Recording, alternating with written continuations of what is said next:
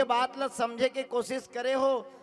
आज तक के जतका माई लोगन के जन्म धरे हो, तुहर मन के नाम है तुहर पति के द्वारा चलते।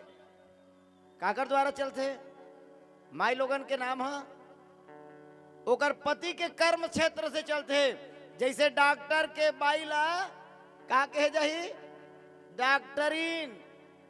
मास्टर के बाईला मास्टरीन। सरपंच के बाईला सरपंचनीन।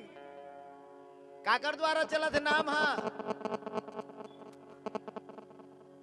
हमार घर के बाइल कोनो नहीं कहा है वो टीकाकार के बाई है टीकाकरनीन कही। उसने कही डारी हो नहीं कहा।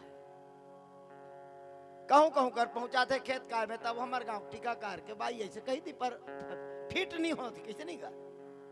पर यहां आप मन ला देखना ये है, गांव में तुहरो कई जन ऐसन माई लोगन हैं